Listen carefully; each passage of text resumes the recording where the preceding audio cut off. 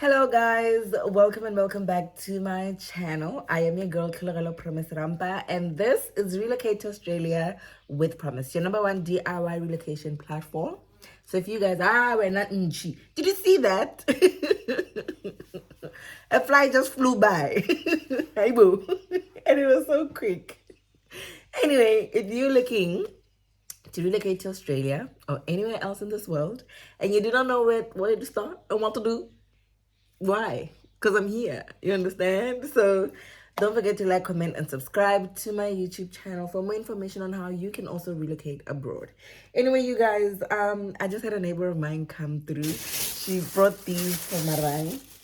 And she also brought me a cookbook because I spent a night at her house and I was telling her how Jay me and cooking. So she's like, it's got easy recipes. Guys, I've got amazing neighbors. I've got amazing neighbors. Oh my God, I've got good neighbors. No, God loved me with my neighbors, hey. And I think it's one of the reasons why I want to I need to clean up there. They're like black dots and stuff. Anyway, I'm getting distracted. I've got really good neighbors. They're very supportive. They're very lovely. Like, I don't know what I would do without my neighbors. And I think it's probably one of the reasons why I want to keep this house because of my neighbors. They're so amazing and so supportive. So I feel really blessed to have them. But yeah, anyway, let's get down to today's business. But before that, guys, I missed my doctor's appointment. And this is like the second appointment. It was like rescheduled. And then I missed this one. And I'm like, "Zwang mudimu." Because sometimes my doctor will charge you for missing the appointment. And I'm like, how? I think I got a reminder for it on Friday. And I did not even confirm the appointment because the last time I confirmed it and then did not attend. And then when I got this and I was like, I'm not going to confirm it because then Jesus. So I didn't confirm it. And I don't know why I did not. Actually, let me do this now. Because if I don't do this now, I'm never going to do it. I think I'm going to do a reminder. I should have done that.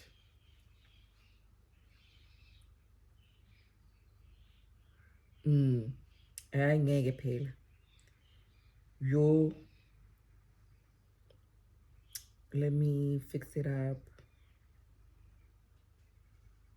12 p.m. Okay. You know what? Yeah, I'm not gonna even think about it. Like cause I was gonna say, oh, let me do a reminder later. No. I did it now. Look, it just took me less than 30 seconds. It's done. Hey, I'm not high. But yeah, anyway, I felt so terrible. Like it made my day go. I was like, why, Lord? But anyway, it is what it is. I also have to I'm going to borrow a trailer from my other neighbor Sam because I need to go pick up a couch and a couple of things in Nikimba. So Nikimba. It's spelled Australians say it's Nikimba, but it's spelled Nikimba. It's Nikebah. Is it? Nah. Let me see. I did not spell it right. Let me look. Let me see. What's the spelling? Nike. Oh, I did not spell it right. So the spelling is Nike. Nike. That's Nike. Nikenbah. So they say Nikinba. I'm like, it's Nikinba because it's got Nike on it. But anyway, yeah, that's why I have to go. And yeah, I have a few things that I need to do today, but I was like, I also need to record for my YouTube. I've been MIA for a little bit. And also, guys, just a little bit of housekeeping. I'm going to go back to uploading once a week. I had time when I was doing 3 times a week, like Monday, Wednesday, and Friday. And I wish I could still continue with that schedule, but it is not going to work for me anymore. And I'll let you guys know why a bit later. But yeah, I'm going to go back to uploading once a week, and I think I'll probably stick to the Monday because I think I like the idea of starting a week with a new video. So yeah, but I also want to vlog a lot, you guys. I told myself that I'm going to, you know why I love living here? Also the birds. The birds. Every time they come to visit, they poop on my porch though, on the balcony. I need to work on that. But yeah, I love living here because of the birds. It is just so beautiful. And the view outside. Like I've got the garage door open, I've got the sea view, and I'm just like, you know what? It is a blessing to be here. And I'm really, really grateful for that. But anyway, let's get down to today's business, you guys. I wanted to talk to you guys a little bit about relocating and talking a lot more about age, right? I can't believe I spent 5 minutes. It's been a whole 5 minutes. And I've not even started the topic. Hey, Tlogelo. Wa tsaya mara ke bolela thata. But anyway, ke sorry. Anyway, you guys, the reason why I wanted to talk about this, ne, is because and I don't even know if I'm gonna be able to do it, right? But I was having okay, so ish. So because of the transition that is happening in my life right now, my mom was like, "Oh, maybe I could resign, and then relocate to Australia so that I can at least help you with the kids." Right? So I spent some time looking at, possible visas and um so if a family member was to relocate, it is not impossible, ne? But there are many contributing factors to it and as to like what visa they would then apply for and qualify for. The easiest one is the visitor visa, which a parent can apply for and live in Australia for a full year, but they would not be able to work. And I don't think like I feel like if my mom would relocate here, I would still want her to work, but I just also don't know like how it's gonna work because I'm debating it with myself, and I think I took it on maybe as a challenge to see if it is something that um we could do, and also using it to learn the system and hopefully help others, should we be successful in it. And then I also thought about it. I was like, do I really want to live with my mom?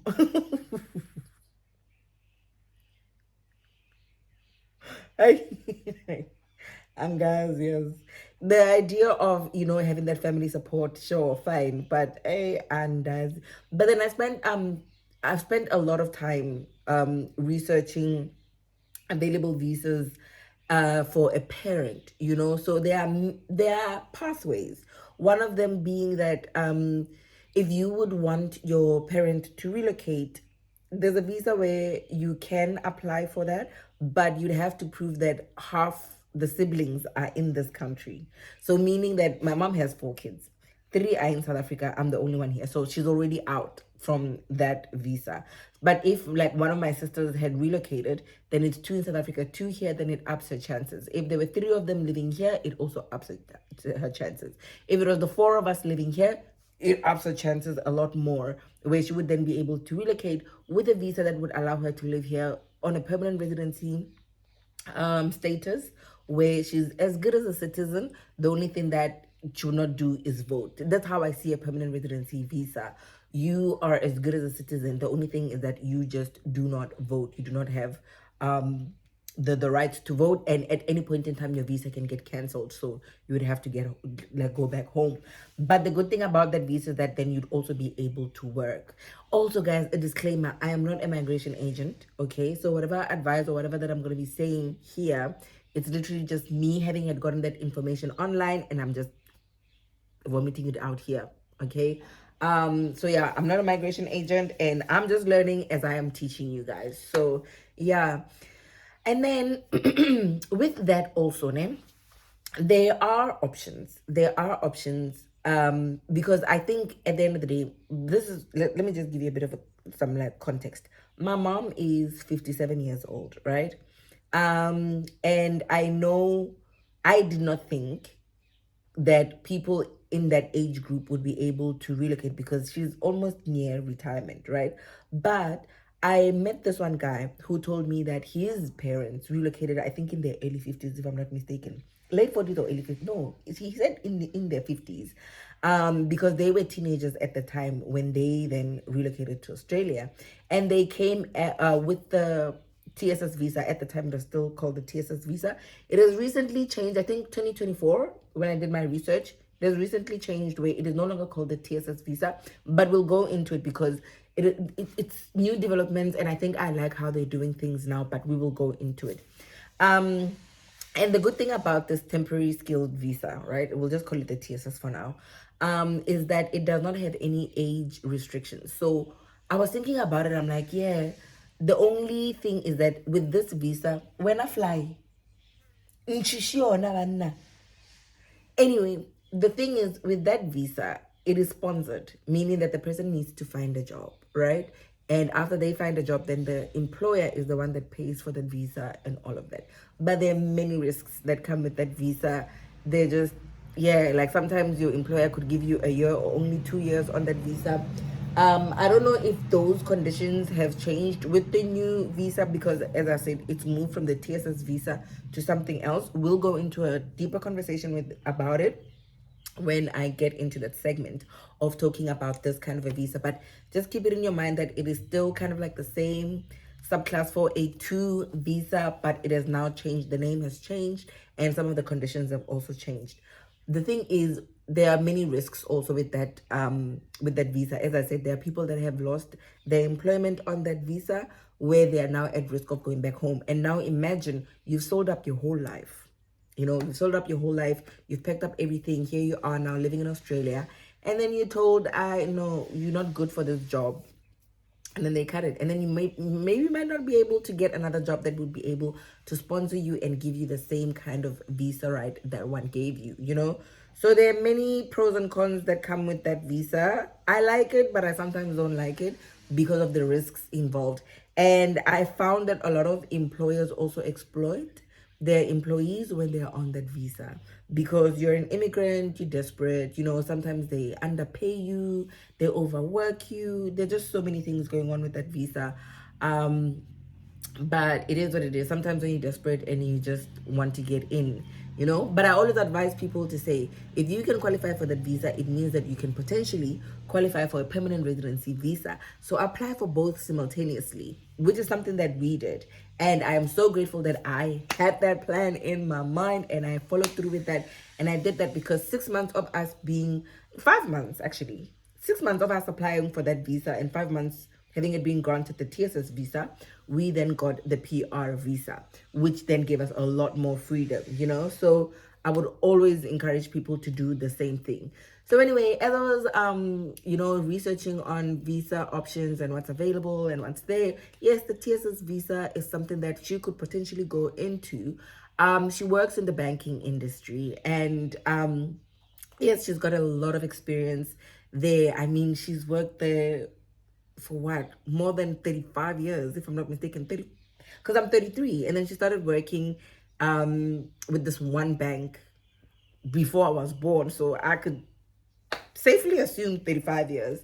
So that would be, I guess, great, but it's more of the thing of, would a company see value in that, considering the age and all of that? But when I thought about it, I was like, okay, it is worth trying and seeing. And as I said, I think for me, it's more of a challenge to say, if my mom can do it, and as that guy told me that his parents did it, then it gives hope to people who are above the age of 45 and they feel like they are, chances are done, like they are not able to relocate.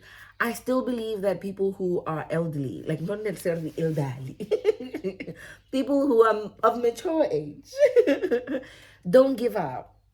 Don't give up. I get this question a lot. Like a lot of people comment on my YouTube channel, as well as sending me messages on my social media to say, hey, I'm about 45. Do you think I can still relocate?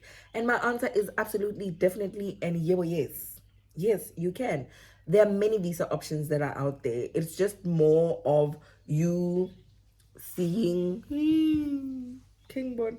Guys, I missed my doctor's appointment, Sunjay. When I see messages from my doctor now, I'm just like, but anyway, yes, you can still relocate 100%.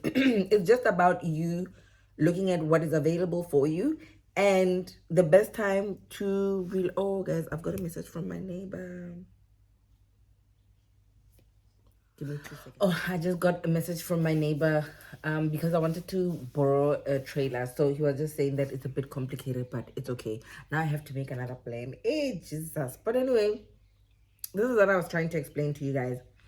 when you're trying to relocate and you're a bit older, yes, it will be a bit complex.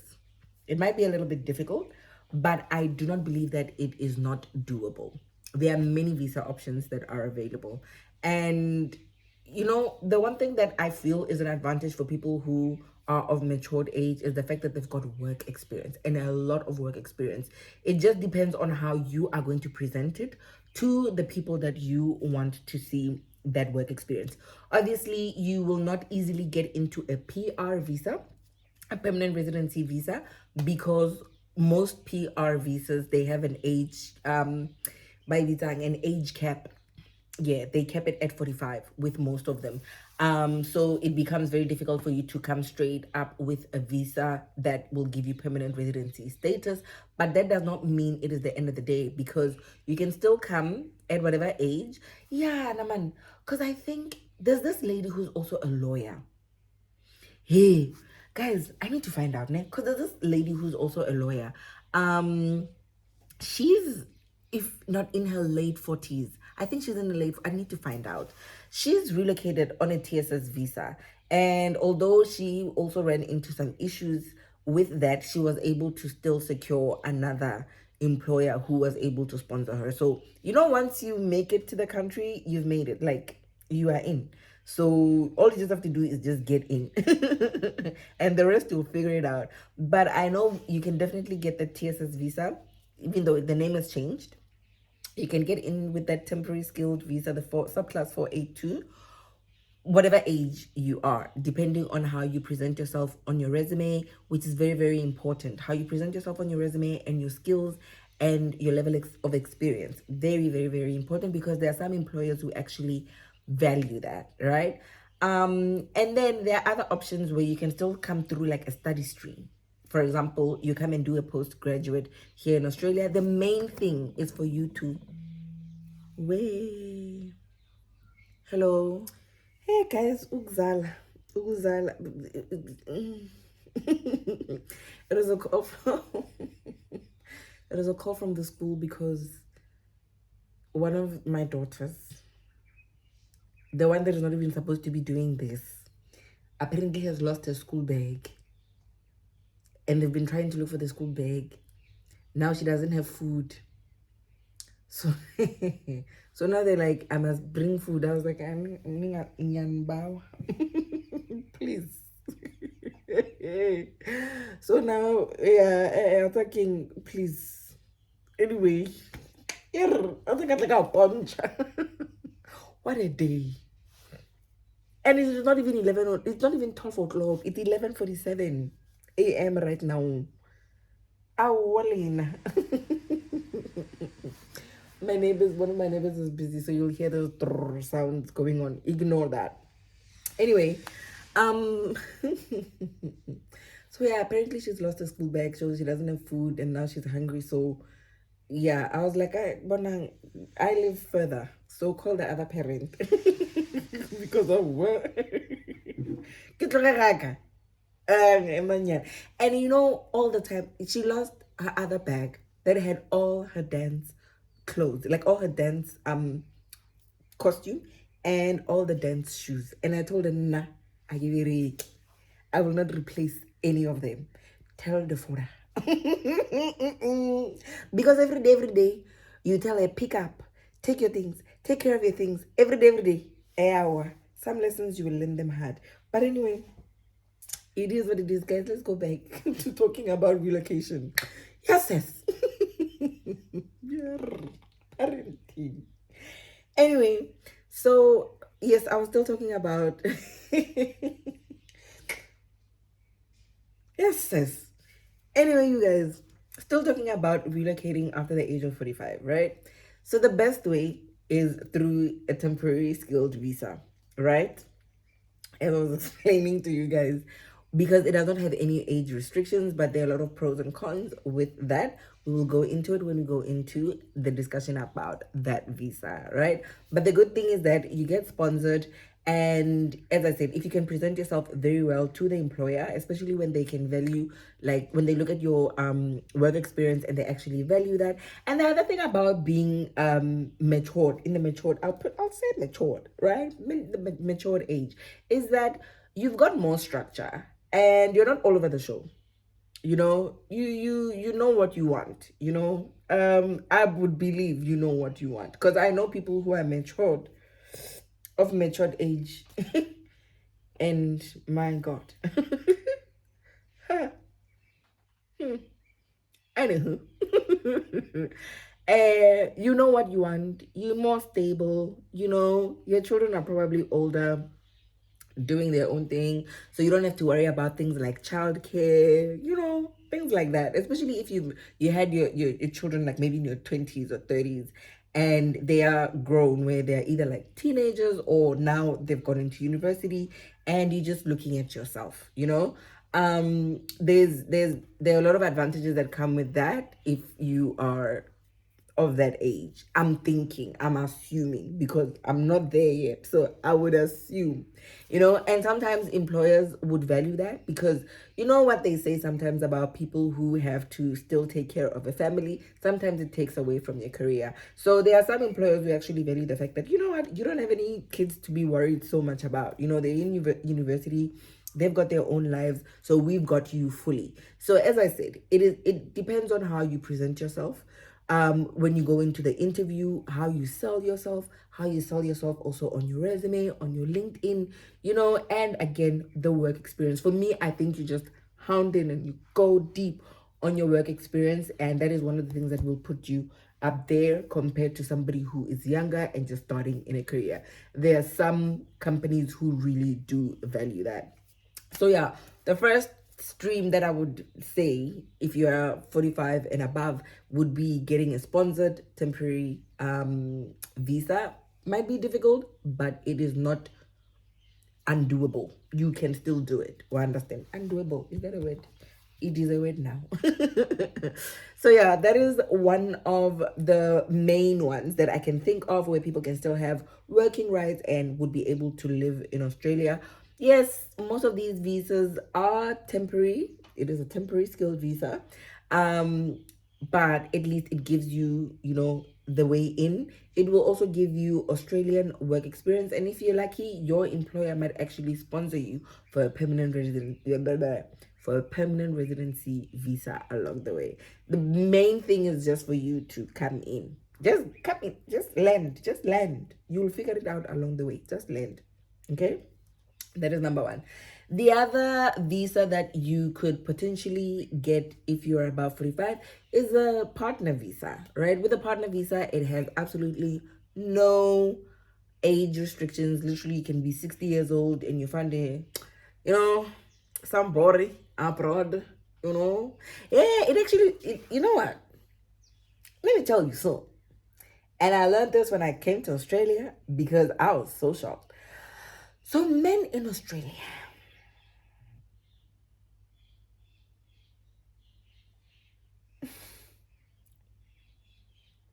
yeah, men in Australia.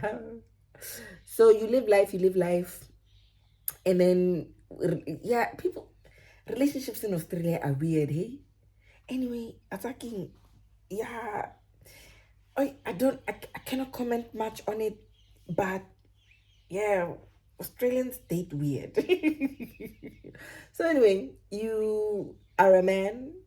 It's usually one group of men that do this, mostly. But you're a man and you are like in your 50s, late 50s, something like that, somewhere there. And you figured that, all your relationships have not worked out, obviously, because now you're single. And I think most of them do this because they want somebody who's going to be able to take care of them when they go into old age. I suspect. Because the demographics just don't make sense.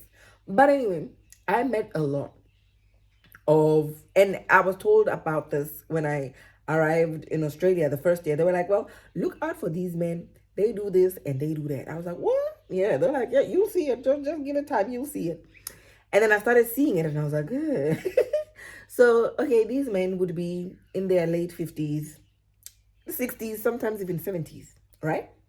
They take a month long or maybe 2 months long, or a couple of weeks long vacation to the Philippines. Usually it's the Philippines, like these Indonesian countries, right? And then because there's a lot of poverty there and all of that, they meet this young one. And I think it's kind of like a mutual thing. I think Australians know and the Philippines know. So they know th- this is the target, and they know, okay, we are the target. So they know, okay, when we see a single man or an elderly man traveling alone in this country, it's your chance, So they'll meet this young one. Usually they're very young, they're like significantly young, probably like in their 20s, 30s. And they then marry them and they get them partner visas and they come to Australia. It happens a lot. Like, you see it everywhere. Like, you literally and I think in Heavy Bay, I've been seeing it so much because we've got a very large elderly population. So I see it a lot. So yeah, anyway, maybe love is involved. I'm not sure, but it is, yeah, it's those kind of relationships where then they go abroad, they find somebody, limited English and all of that. It don't matter. Get married, and then they bring them to Australia because now they can then get them on a partner visa. So yeah, you can also get it. Don't do that though. Don't do that. Don't do that, because a lot of some of these relationships do not turn out good because there's a lot of abuse that also occur in those things. I used to work for an organization where we would see a lot of things pop. Yeah, it was not good.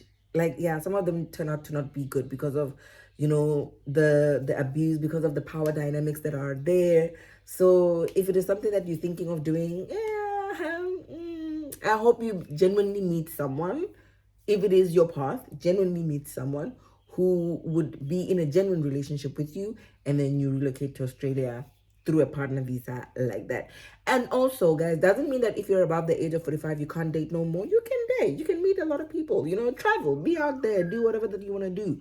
And you could meet someone out there and it's a good relationship. I mean, like, you are in your 50s and you're free and you're doing whatever that you want to do, and you meet this guy who's probably younger or older, it don't matter, and then you fall in love, and then you relocate to Australia with a partner visa. Your age wouldn't matter, and with that visa it will give you full rights to working and living in Australia for however long you want to live, and then when the time comes you can still get your citizenship, you see.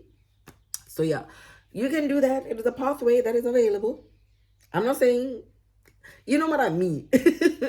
But hey, this one is tricky, eh? This one is tricky. And I'm not very familiar with partner visas because I didn't have to do that. But it's very tricky also with those visas. There are a lot of pros and cons with those visas, and a lot of the time, as I said, it is the abuse and the power dynamics not being the same, and usually the people that are in power being able to do whatever and whatever they want to do. There are many people who have been at risk of their partner visas being cancelled, especially if your partner feels like you don't want to do the things that they want you to do for them, and they're like, I will show you who I am, So yeah, there are many risks involved with that one visa. But if it is an option for you, if you're in a relationship where yes, you can come through with a partner visa, it has no age restrictions. One of the other visas, as I said, it was the parent visa. And as I said, with the parent visas, as I said in the beginning, they are different, right? You can get one way, it's a visiting visa where your parents can come and visit you. It can be a year. You can still also extend it. I think there are some visas where with the parent visa where you can extend it to like 2 to 4 years, if I'm not mistaken. I'm trying to remember. Yeah, I think there's one of those visas. It's still temporary, it's still visiting, and they still do not have working rights, but they can live in Australia for an extended period of time, especially if, like, you need that support, because there's some people who have young kids, and childcare in Australia is very expensive. So sometimes they consider that fact. That's why they have such visas for people. Or sometimes people struggle with their mental health, where they will need like that support from family. So they do allow, for your parent to stay longer because you are needing that support. But remember, it is still temporary, and they would have to go back after 2 or 4 years or a year, depending on how long that visa is going to be. Also, with the parent visa, because it is a family visa, there are some visas with the family visas. What I have learned online is the fact that Maranchishi, this and she keeps on visiting. Anyway, with the parent visa, it's a family visa. So this stream can be a bit tricky, and it is also very expensive because apparently it is very, very expensive. And also, yeah, I think it's about 80,000, almost 90,000 rands for that visa, and there's no guarantee that you're going to get that visa at the end of the day. But also on top of it, it does not have a time frame. There are some visas where, like, let's say for example a PR visa, they tell you that you could be granted that visa within 6 months to a year, 2 years, at least there's that time frame, okay. And they keep on updating on their website to say, okay, as updated from June 2026, now the time frame has changed. Now it is 5 weeks. You can get a response within 5 weeks, because there are some visas where you can actually get a much quicker response time. So with this visa, the family visa, like usually the family stream kind of visa, this one visa that I'm talking about, where your parents could have like working rights, and it's a straight PR visa, it does not have time frame. They say it can take up to 20 years for you to get a response. So it's those kind of things. So you just never know. You just never know. But it's those options that are then available. Let me quickly check my notes. So that So yes, it is the parent visa. Let me see if I've mentioned everything. Yes, so yes. Oh yes, so yes, I did mention the fact that it is the time frame. Like, you just don't know how long it's going to take for that visa to be granted. So it's very yeah, it's not quick. It's not quick. It's not one where, if you're looking for a quicker solution to the problem, it's not one to go for.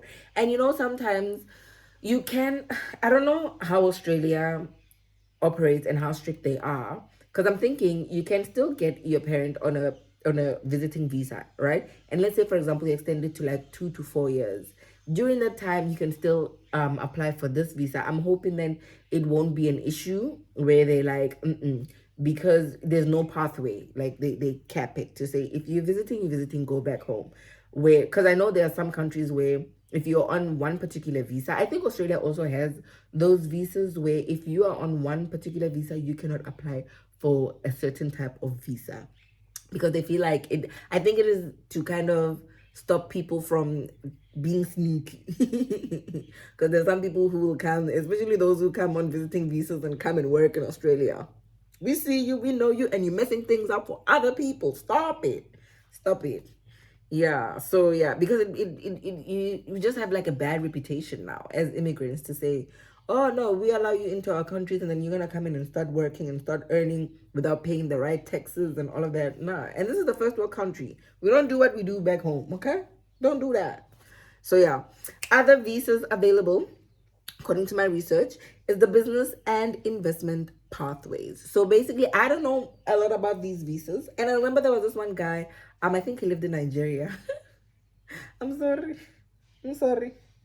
Sorry. I didn't mean to do that. It just came out. But he was from Nigeria, and I think he had a business there. So he was asking me about this pathway, and I was like, I have no idea. I don't know nothing about this pathway. But there is a pathway where, let's say, for example, you are an investor or you're in business and you want to grow your business, you can then get a visa through that, right? But I believe they are more expensive, these visas, if I'm not mistaken. Because as I said, I don't know much about them. But I think there are a lot of, yeah, you know, Australia is, it's easy to come to Australia, but it is also difficult. It is difficult sometimes because of the cost and the boxes you have to tick in order to be able to get a certain visa. So I would assume that with this stream, right, the business and investor route, there would be a lot of boxes to tick because you are now participating in business. You understand? So obviously there are many things like, getting the proper tax structures in place, making sure that you understand the system, how things work here. Would your business even survive in a country like this? How would it survive? How would you know where it would survive? I feel like there's so many. Yeah, with this one, I'm not sure. Hey, I'm not sure here, but it is for the brave. If you're brave enough and you think you can do it, I think it's worth trying it. But I don't know a lot about it, so I cannot comment a lot on it. All I just did when I did my research to say how can people above the age of 45 relocate to Australia, it popped up as one of the ways in which people can do it. But yeah, I wouldn't, I don't know. But also, guys, if it is the only option available for you, it is worth you having a look to see if, yeah, you can go through the process, and maybe you might just come back here and tell us how you did it so we can teach other people how you can also do it. But yeah, apparently, according to my research, it is usually for like experienced entrepreneurs and business owners who may then qualify. So I'm thinking you'd have to prove however many years you've been in that business and how good you are, the revenue that you're making for that business wherever you are, because I guess it would be more of a you are lurking, upscaling. Yeah, you're moving your, then maybe you might not be moving your business from your country, you might just be expanding. I don't know. As I said, I'm not too sure about it, but it is a pathway that is also available for people that are in business and who want to then start a business here in Australia, but you'd have to get your things together. Accounting systems there, getting employees also, I can just imagine. But yeah, it is one of those pathways that are available. But yeah, I think it also requires a lot of money. I think you'd have to um have a certain amount, probably in assets or in the business, to prove that your business can be sustainable and survive in Australia. But we will see. The other option, according to my research, is having exceptional talent or innovation, like skills type of thing, like it's, yeah. So basically what I got from my research, is that with people who are, I guess, innovative, or like you've got this one talent where not a lot of people have that talent, understand. Then you can come through. I know like people who are like maybe pioneers in the research industry, people who I guess are talented in some form, I guess musically, or but Australia is not really big on the art, hey. Australia is not big on the arts, but maybe it's then space for you if you are in the arts to then try, So yeah, according to my research, it is one of the things that you can get into. I know with sports as well. If you're really good with sports, I think it's one of those visas that you would come through with, but you have to really show that you are one of those people, like top there, and you are worthy of being in this country with whatever talent that you've got. And you're specializing in something, you're really good with that. I don't know. The other one, which is the last one, when I did my research, it was looking at this pathway, right?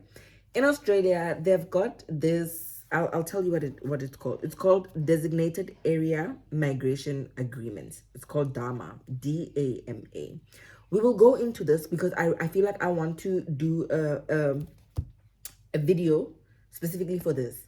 Why? It's because, for one, I'm very passionate about people, immigrants, migrating to regional areas. And maybe it's because I live in a regional area, very, very beautiful regional area, and there's so many beautiful regional areas here in Australia. A lot of people who are, a lot of immigrants tend to want to live in the city, like your Sydney, Brisbane. Is Darwin a city? Yeah, Darwin, Melbourne, they want to live in the city because, well, I guess opportunities, and I don't know. I don't know what the reason would be. I come from a village. I'm from a village. I'm a village girl. from Maganagbushwa, Siabuswa, Matapangwale to Khobakwane. You understand? So I would have never done the city. Like today I was having a conversation with myself in the shower where I was like, okay, would I sell up and go live in the city? And something was like, I don't know. No, the traffic, the population size, the people, and there's just limited community in the city. Like, you know, as an immigrant, I feel like starting in a regional area sets you up well. One, you save a whole lot of money.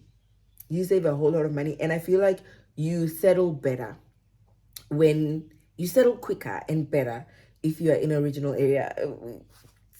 You might have your own opinions about it, it's okay, but I think so. There are many opportunities in regional areas, so with this agreement type of visas, ne, they have those age concessions, yana, like they're flexible a little bit, especially because they struggle with labor. They struggle with people going to live in those areas and being able to fill in certain positions because a lot of people do not want to be there, right? So it creates a gap.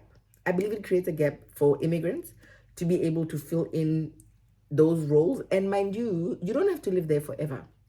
You do not have to live there forever, but there are a lot of benefits with you taking that on as an option. Regional areas in Australia are not like regional areas where we come from.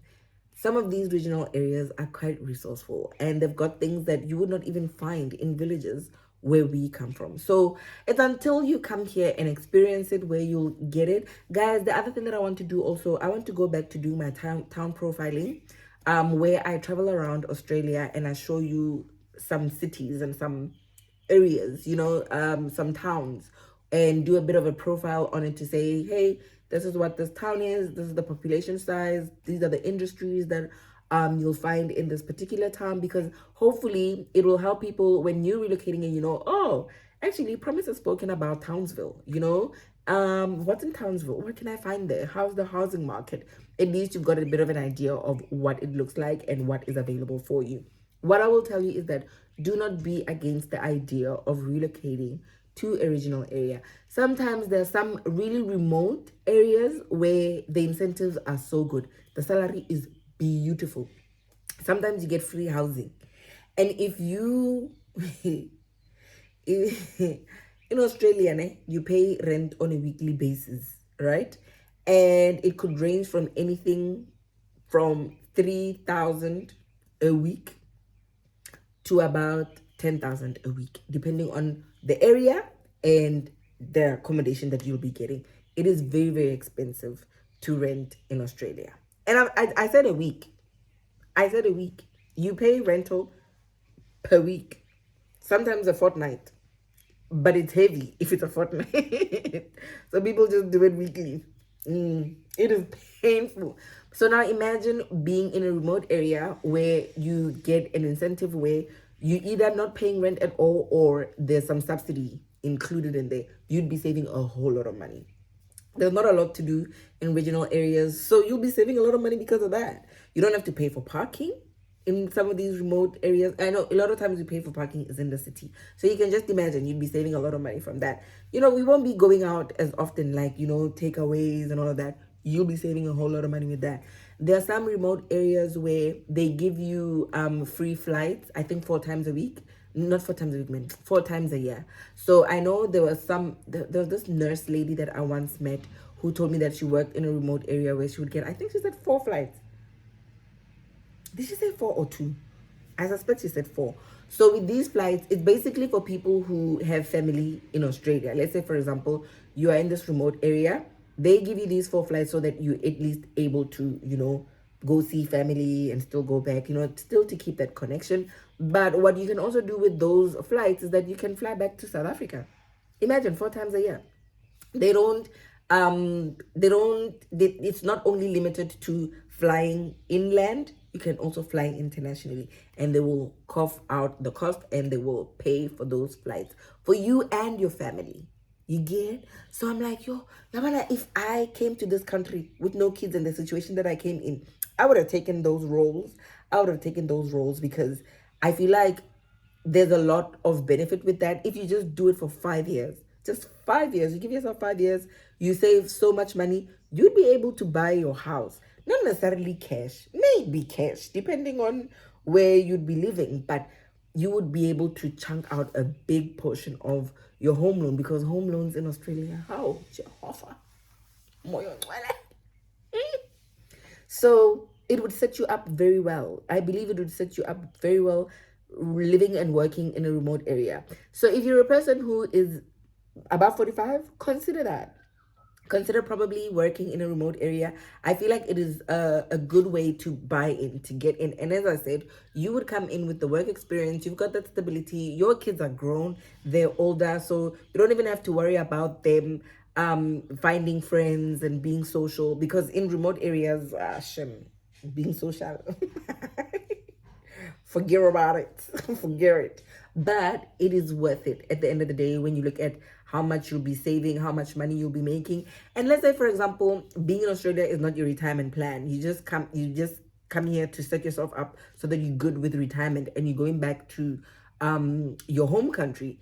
When you convert the dollar to the rand, imagine you're in a remote area and your salary is like what, let's say maybe 120 to 150 guap a year, right? Thousand. This is like about 1.2, 1.5 million rands, right? And on that, you save a million every year. You only just use, let's say for example, maybe you save 800,000 every year. Guys, when you go back after 5 years, isn't it you're going to now be living in Sandton, in Cape Town? Now you are set, you are good, you're going to retire well. You imagine you are able to set yourself up for retirement in this short space of time. Because I know even if you've worked for however many 20, 30 years, you will not be able to make that same amount in that 5 years. So think about it. Remote areas, guys, this pathway I think would be good. Hey, man, I think we should explore it more, hey?